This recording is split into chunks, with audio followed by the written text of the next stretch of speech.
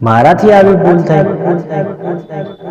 મારી તો એવી કેવી ભૂલ હશે કે આટલી મોટો પ્રોબ્લેમ થઈ ગયો? સાલું કઈ સમજ નહીં પડતી કે કેવી રીતના આ કટિંગ થયું છે. જોવું પડશે મારે કે કઈ જગ્યાએ મારાથી ભૂલ થઈ ગયા ને આટલી મોટી ભૂલ કેવી રીતના?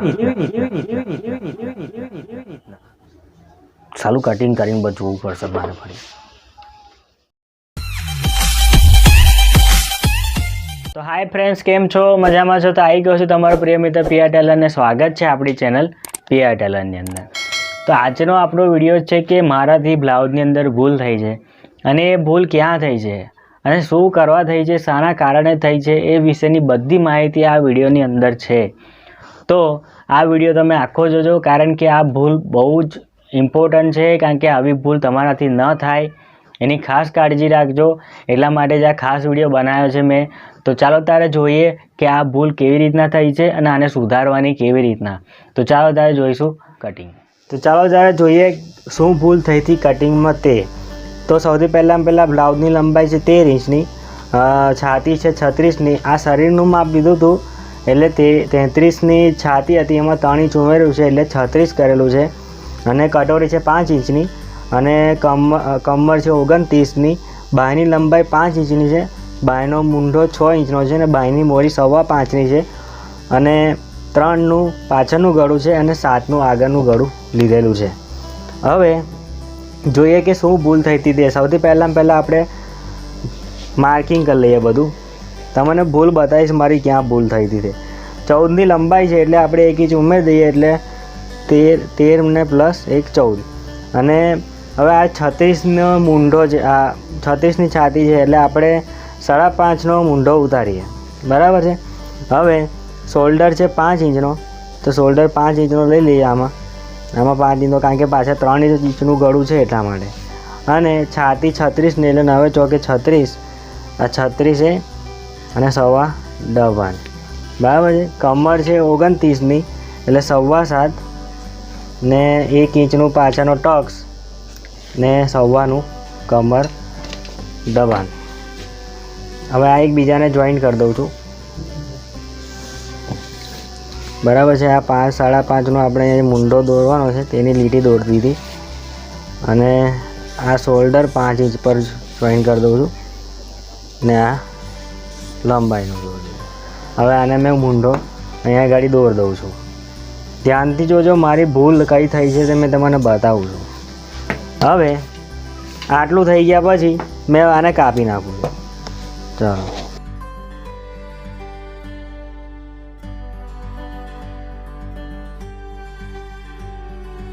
ચાલો હવે આને કાપી નાખ્યા છે પછી છે ને મેં કાપડ પર આને મૂકીને કાપી નાખ્યું અને બધું કટિંગ કરી નાખ્યા. પછી જ્યારે સીવવાનો ટાઈમ આવ્યો ને જ્યારે બાંય ચડાવવાની થઈ ને ત્યારે મેં બાંય ચડાવી. કેવી રીતના ચડાવી જુઓ. આ બાંય છે, તમને બતાવી દઉં. આનો મૂંઢો આપણો કેટલો હતો? 6 ઇંચનો મૂંઢો છે, 7.25ની મોરી છે.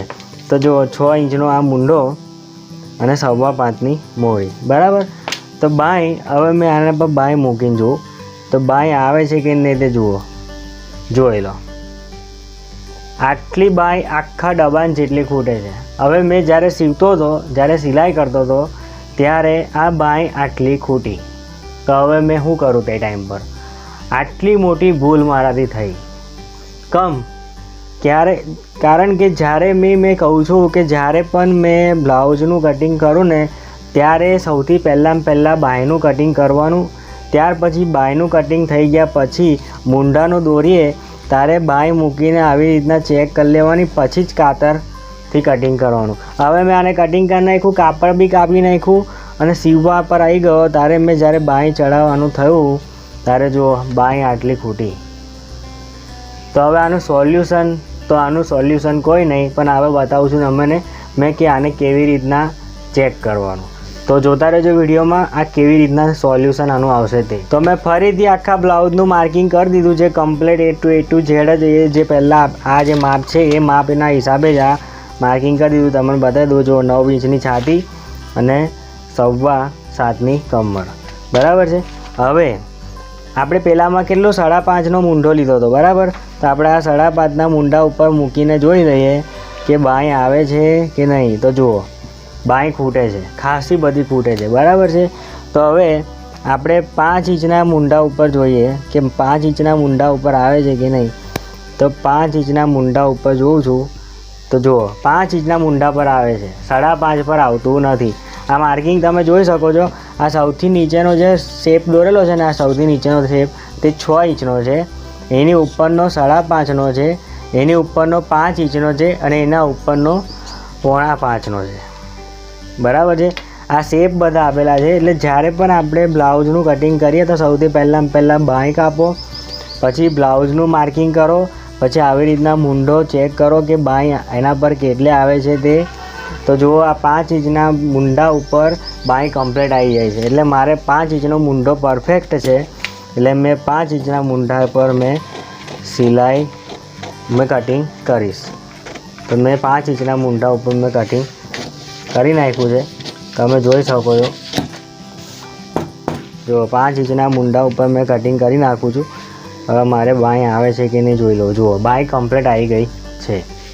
તો આ રીતના હંમેશા જ્યારે પણ બ્લાઉઝનું કટિંગ કરો તો એક વસ્તુનું ખાસ કાળજી રાખજો કે પહેલાં કટિંગ ના કરી નાખતા, નકર જ્યારે સીવવાના ટાઈમ પર આવશે ને ધ્યાનમાં તો બહુ અઘરું પડશે. એનું કોઈ સોલ્યુશન નથી. તો સાવચેતી પહેલાં રાખજો. પહેલાં કટિંગ કરતાં પહેલાં બાંયનું કટિંગ અવશ્ય કરજો, ત્યાર પછી જ કાપજો બ્લાઉઝ. તો આ તો આપણો બ્લાઉઝમાં પ્રોબ્લેમ થયેલો તે સોલ્યુશન કરવા માટેનો વિડીયો. તો વિડીયો જો સારો લાગ્યો હોય તો લાઈક કરી દેજો, અને જોવાવાળા નવા હોય તો સબસ્ક્રાઈબ કરી દેજો. અને ઓનલાઈન ક્લાસમાં જે લોકો પણ જોડાવા માંગતા હોય શીખી જાઓ, બ્લાઉઝ માસ્ટર બની જાઓ, કટિંગ શીખી જાઓ, સિલાઈ શીખી જાઓ. દરેકે દરેક વસ્તુ બ્લાઉઝને લગતી જેટલી પણ માહિતી છે, જેટલું પણ શીખવાનું છે બધું શીખવાડી દેવામાં આવશે. તો જલ્દીથી સ્ક્રીન પર આપેલા નંબર પર જઈને વોટ્સઅપ મેસેજ કરીને જોડાઈ જાઓ. તો ચાલો તારે આજના માટે આટલું જ. ફરી મળીશ બીજા વિડીયોમાં. ચાલો તારે